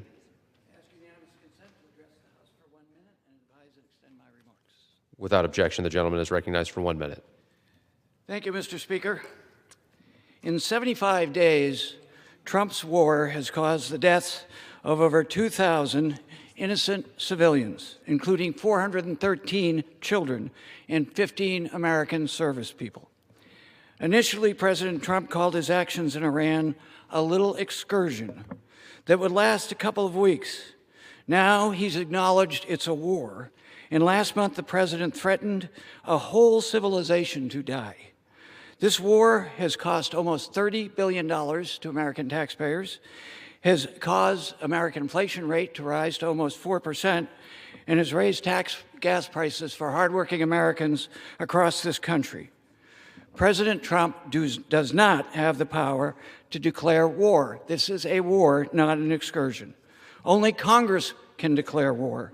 We cannot continue to cede congressional authority to a president who acts like this. I call on my Republican colleagues and leaders in Congress to stand up and push back against this reckless and corrupt president before any more lives are lost. Pope Leo, a great American moral authority, says, "The future belongs to men and women in peace." I stand with a great American, Pope Leo XIV. I yield back. Members are reminded to refrain from engaging in personalities towards the president.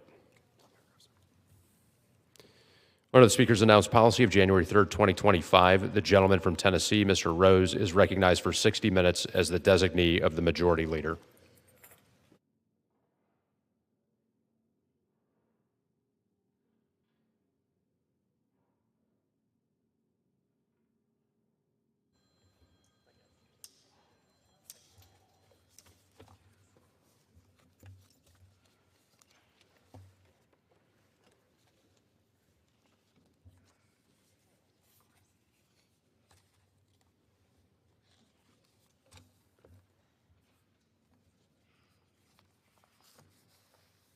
Thank you, Mr. Speaker.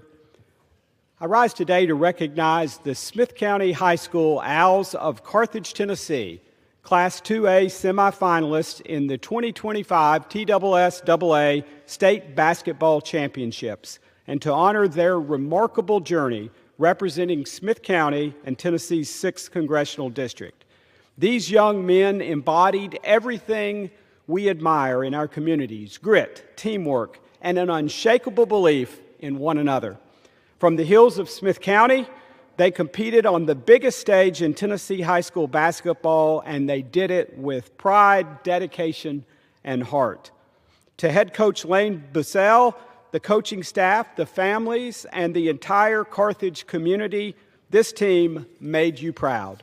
A semifinal finish in Class 2A is no small feat, and these Owls prove that Smith County competes with anyone in the great state of Tennessee.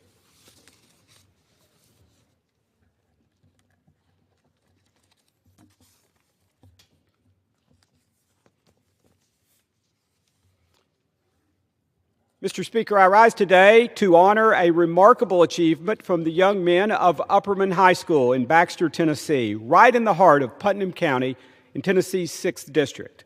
The Upperman Bees have made their community proud, competing as semifinalists in the 2026 TSSAA Class 3A Boys Basketball State Championship. These student athletes displayed the grit, discipline, and teamwork that defines the character of our communities in Middle Tennessee. From the opening tip to the final buzzer, the Baxter Bees represented Putnam County with class and heart. Their coaches, including head coach Bobby McWilliams, families, the entire Upperman community, have every reason to stand tall today. Mr. Speaker, we celebrate these young men not just for the games they won, but for the example they set.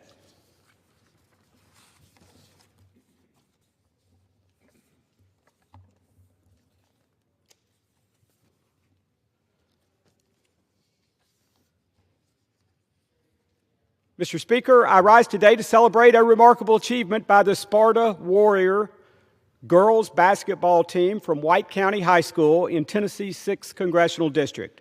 This season, the Warriors advanced all the way to the 2026 TSSAA Class 3A Girls Basketball State Championship game, finishing as proud runner-up. In doing so, they earned their 2nd consecutive trip to the state tournament, a feat that speaks volumes about their talent, discipline, and unrelenting work ethic. From the opening tip to the final buzzer, these young women represented White County with discipline and dedication. Their coaches and families poured countless hours into developing not just great athletes, but great leaders. In a district that values hard work and perseverance, the Sparta Warriors have given us all something to celebrate and a standard of excellence to follow. I congratulate every player, their head coach, and supporters of this outstanding season. Tennessee's 6th District is stronger because of these young women.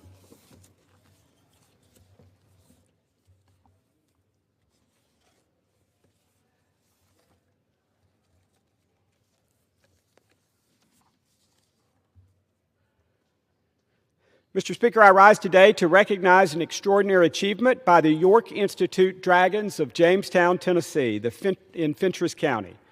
This year, the Dragons captured the hearts of their community with a remarkable run to the TSSAA Class 2A Girls Basketball State Championship, finishing as runner-up. This marks their 5th consecutive state tournament appearance, a testament to their disciplined hard work, an unwavering commitment to excellence. In a county of modest means and mighty pride, their journey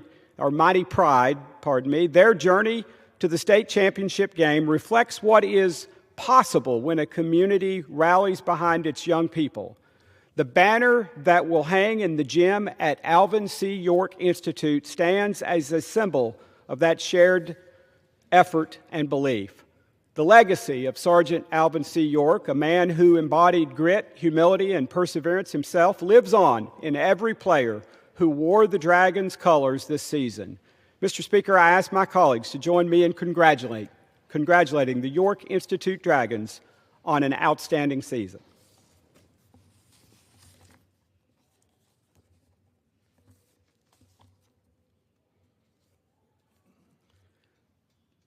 Mr. Speaker, I rise today to talk about money, or more specifically, cash. As many of you know, I, alongside my Democrat colleague, Congressman Donald Norcross, have introduced the Bipartisan Payment Choice Act of 2025, H.R. 1138. The bill is straightforward in its intent: to protect the right of Americans to use cash for retail purchases up to $500. This legislation is not just about dollars and cents. It's about preserving the freedoms, privacy, and practicalities that cash affords every American. I hold in my hand a $20 bill, and as probably most of you have looked closely at our American currency knows, inscribed on the face alongside of this bill, alongside the portrait of Andrew Jackson, is the inscription that this note is legal tender for all debts, public and private. The late Congressman Donald Payne Jr., who was deeply passionate about this issue, captured it best when he said that, quote, cash is the only option available for millions of Americans to pay for food, housing, and other essentials. There are also major security concerns with digital payments that don't exist with cash payments. Companies cannot misuse your data after a cash payment. And frankly, there are few things more American than cash, close quote. Cash should continue to be the one form of payment that is truly universal, accepted everywhere, by everyone, regardless of age, income, or your background.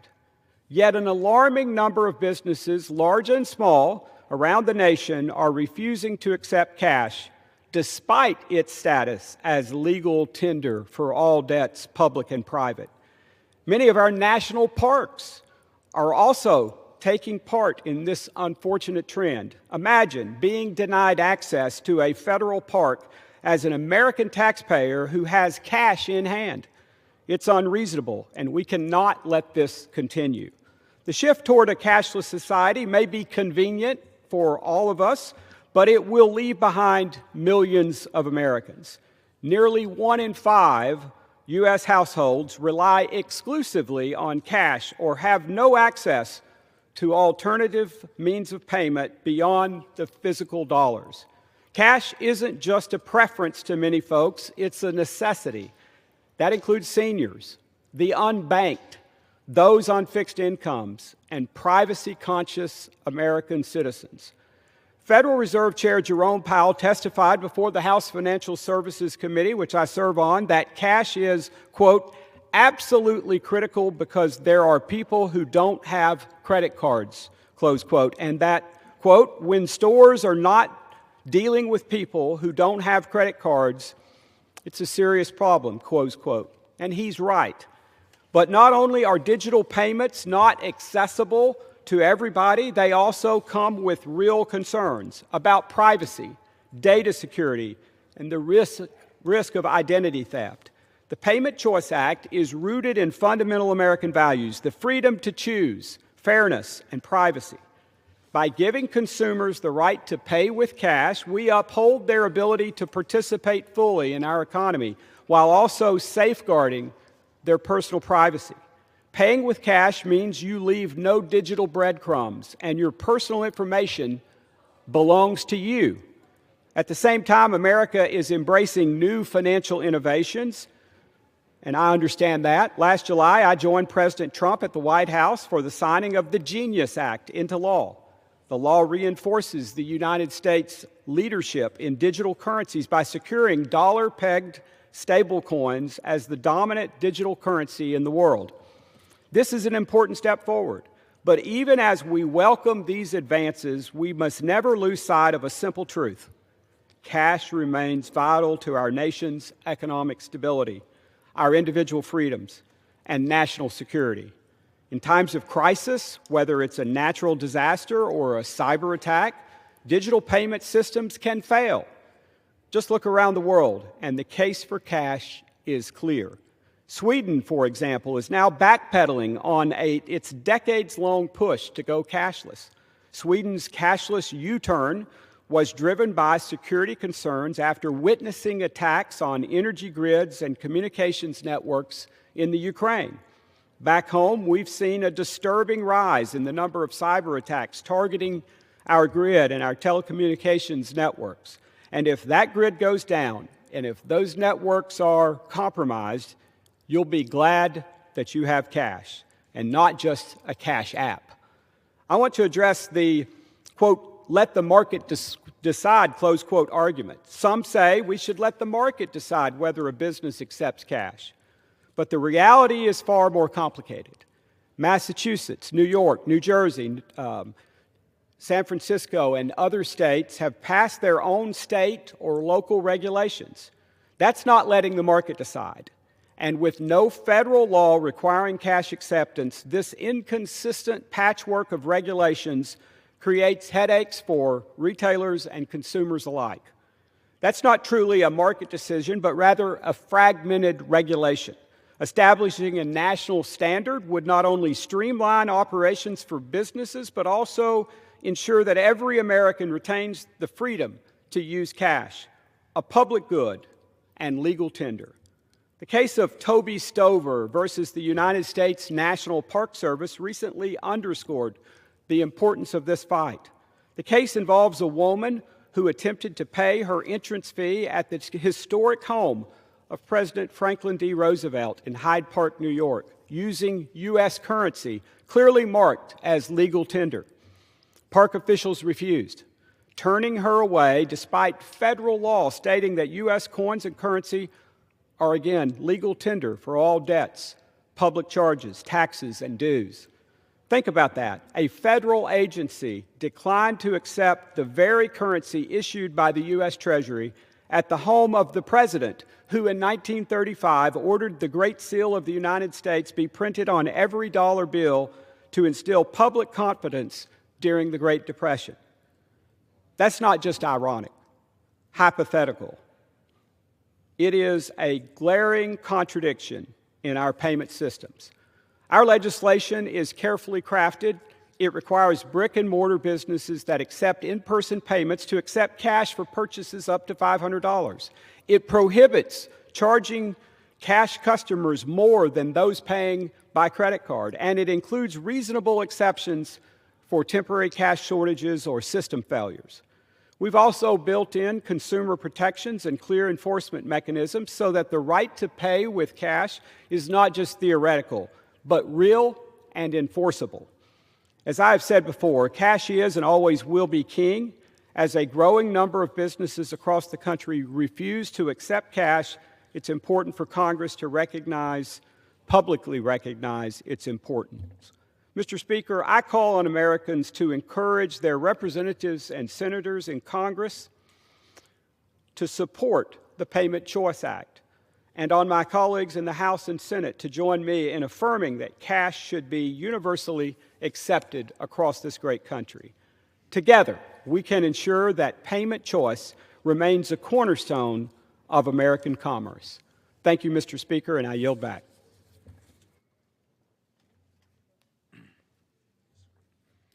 Under the Speaker's announced policy of January 3rd, 2025, the gentleman from Texas, Mr. Green, is recognized for 60 minutes as the designee of the Minority Leader. Thank you, Mr. Speaker.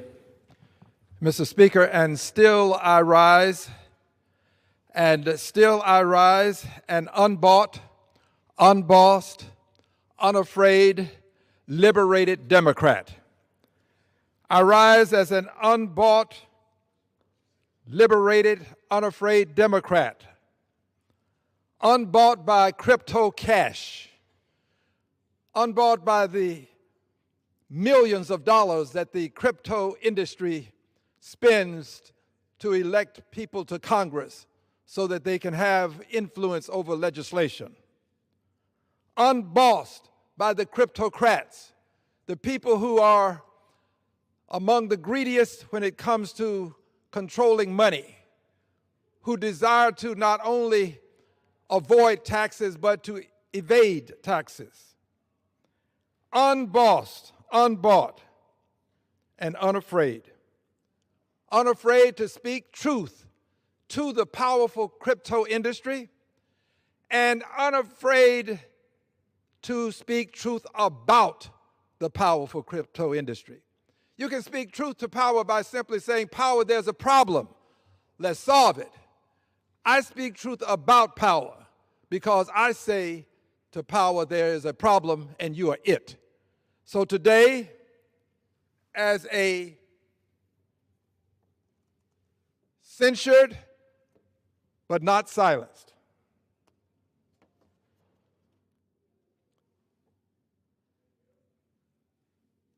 censured but not silenced member of Congress who will today speak truth not only to power, but also speak truth about power. And as I do so, I will use my pointer as I customarily do, my cane. By the way, this cane is not to help me ambulate.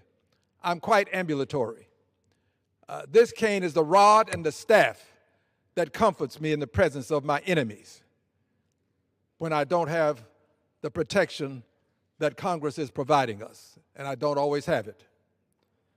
So today, as I speak truth, unbought, unbossed, unafraid, censured but not silenced, I want to call several things to your attention under the topic of the dangers of unregulated cryptocurrency, the dangers associated with cryptocurrency when it's not properly regulated.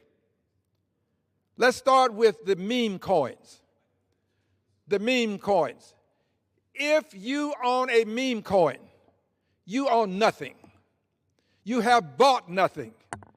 You have paid for nothing, and at some point, some of the owners of meme coins will get exactly what they paid for, nothing. A meme coin is a fiction that requires the person who buys initially or at some point to hope that there's another person that will buy at a higher price. And that money between the price paid for and the price you can sell for the higher price becomes your profit. Well, in the parlance of those who do much of this at a street level, that's called the greater fool theory. Buying in and believing that there's a greater fool who will come along and cover your possible losses. If you own a meme coin, you own nothing. The president is one of the great purveyors of meme coins. The president has a coin, the dollar Trump coin, and this coin he can pump up and he can dump and leave those who are part of the higher price holding the bag. The president pumps and dumps. This is a scam. I'm speaking truth about power, not just to power. Yes, Mr. President, you are the problem. You have taken advantage of many people with your scam, wherein you can make comments and tell people to come down to Mar-a-Lago. Come on down, and those who have the greatest investment, you will be allowed. Those who are buying in at a cheaper level won't be allowed. Therefore, people can go out and buy so that they can be among those who will come to Mar-a-Lago. And as a result, he pumps up the value of his meme coin, which is nothing. He pumps up the value of nothing, and then at some point he can sell at this higher price and make an amount of money. This is really insider trading that is transparent. I don't think the president ought to be able to own meme coins. I don't think the cabinet should own meme coins. I don't think members of Congress should own meme coins. I think that members of Congress, the president and the cabinet, we have advantages that other people don't have. We talk to each other. The president can tell people when to buy and when to sell because he's going to pump and then dump or allow you to dump. I believe the law ought to regulate such that meme coins cannot be owned and sold by members of Congress and members of the cabinet and the president and possibly some others that I shall not name at this point. I believe that we have to properly regulate the meme coin. That's why the cryptocrats want to get me out of Congress, because they know I fight them. I stand in the way of what they attempt to do to people who are not knowledgeable about how this can be pumped and dumped and how people can be taken advantage of. I'm in the way. Yes, come and get me. I understand it. Come and get me. Because as long as I'm here, I'm going to stay in the way. Because I want to protect the American people from this kind of insider trading, this kind of selling of nothing and being taken advantage of by those who happen to buy nothing and assume that they can sell it for something.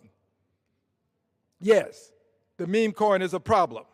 And those who sell it and create it are part of the problem when it's not properly regulated. I want to call to your attention the decentralization of cryptocurrency. The cryptocrats want to decentralize cryptocurrency so that they can have peer-to-peer transference of dollars, huge sums of dollars, untold amounts of dollars. Peer-to-peer transfers. Why is this so important to them? Because if you can transfer peer-to-peer, you can engage in tax evasion more than tax avoidance. Tax avoidance is legal. Tax evasion is illegal. You can transfer huge sums of money from one person to another without some central entity that can be there to make sure that it's properly regulated. That's what the cryptocrats want. They want to be able to just transfer money. That way you can avoid taxes. But you can also do something else when you have this peer-to-peer transference. You can also transfer that money at a speed that is unbelievably fast. You can transfer it to a terrorist organization. It can be received by those who would do us harm, those who would disrupt our society, those who would disrupt the democracy that we cherish. Yes, the cryptocrats are in the business of buying and selling, and they're also in the business of contributing to those who would agree with what I am antithetical to, because those who would agree what I'm antithetical to will allow them to have peer-to-peer transfers, would allow them to have meme coins that are meaningless, nothing but a thought, a fiction. I'm speaking truth about power, not just to it. Yes, decentralization without regulation is a problem. And of course, the cryptocrats, whether wittingly or unwittingly, are moving in the direction of creating something akin to the demise of the almighty dollar. The demise of the almighty dollar. Cryptocrats would, if they could, have cryptocurrency become the preeminent currency. There's a war for currency supremacy going on across the globe. The dollar is the supreme currency across the globe. It is the reserve currency of choice across the globe. The cryptocrats would have the cryptocurrency become the currency of choice. Use the cryptocurrency. Use it, and you don't have to have it go through some centralized location. Just transfer your money like you please. In fact, if they had their way, cryptocurrency would be tantamount to banks. They would have unregulated banks. And the sad thing about what I've just said is that the banks don't know who their friends are.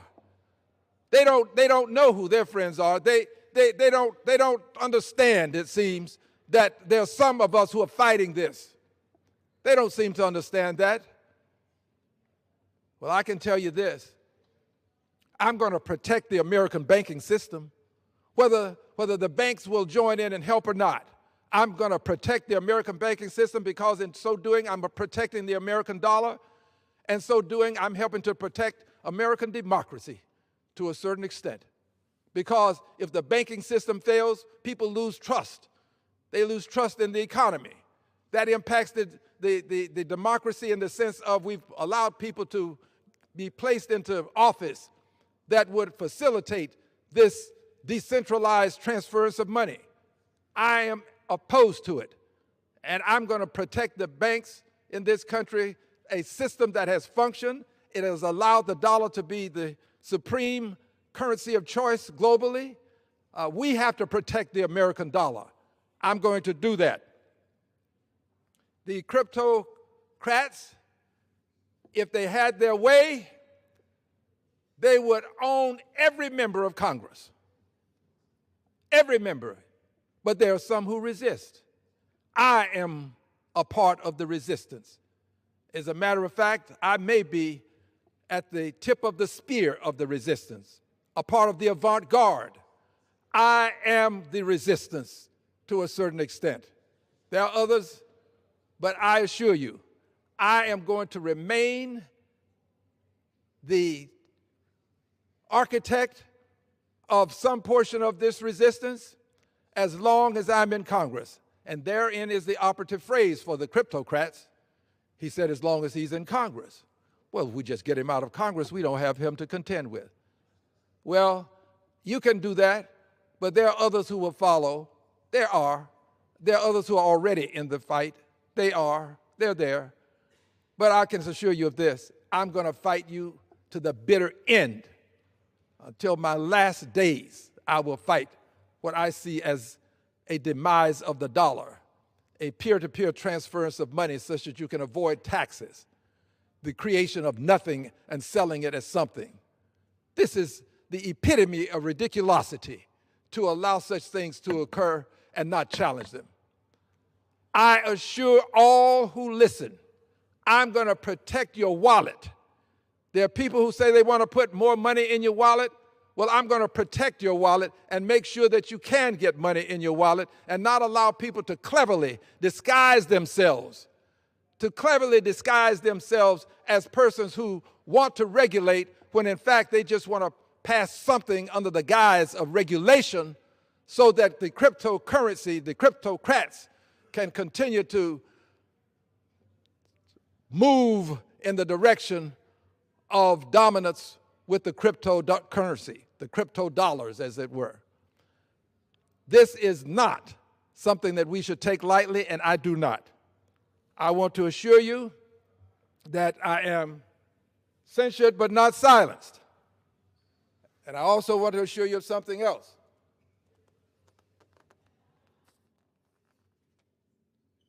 The countdown to impeachment continues, because what the president has done as it relates to wars, relates to pumping and dumping, which I've explained earlier, and as it relates to his disrespect for the Constitution of the United States of America, he's done things that are clearly impeachable. It's just a matter of time, Mr. President. Your day will come. Someone is going to stand in the well of the House of Representatives and read articles of impeachment to remove you from office. It would be the thing that this country should do so as to prevent another cryptocrat such as yourself. Yes, the president is a cryptocrat. To prevent another cryptocrat such as yourself from assuming power. We have to protect American democracy from the cryptocrats. We've already had a former vice president to say that this president is a great threat to the republic. I think he said the greatest threat to the republic. President Donald John Trump. Threat to the republic. Threat to democracy. Cryptocracy is his main concern, it seems, because it's a family business that he's brought to the White House.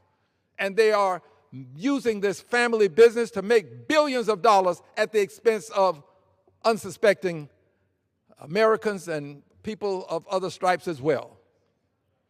But I am censured, not silenced, and I'm engaging in a countdown to impeachment. I know that there are people who want to know when.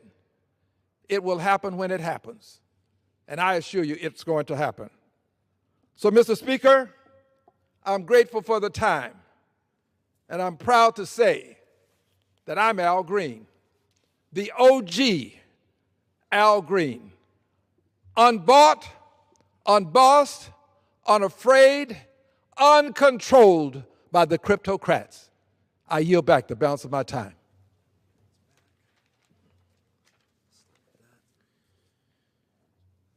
Members are reminded to refrain from engaging in personalities toward the president. Does the gentleman have a motion? I do, Mr. Speaker. I do now ask that the House adjourn. The question is on the motion to adjourn. Those in favor say aye. Aye. Those opposed, no. The ayes have it. The motion is adopted. Accordingly, the House stands adjourned until noon on Tuesday next for morning hour debate.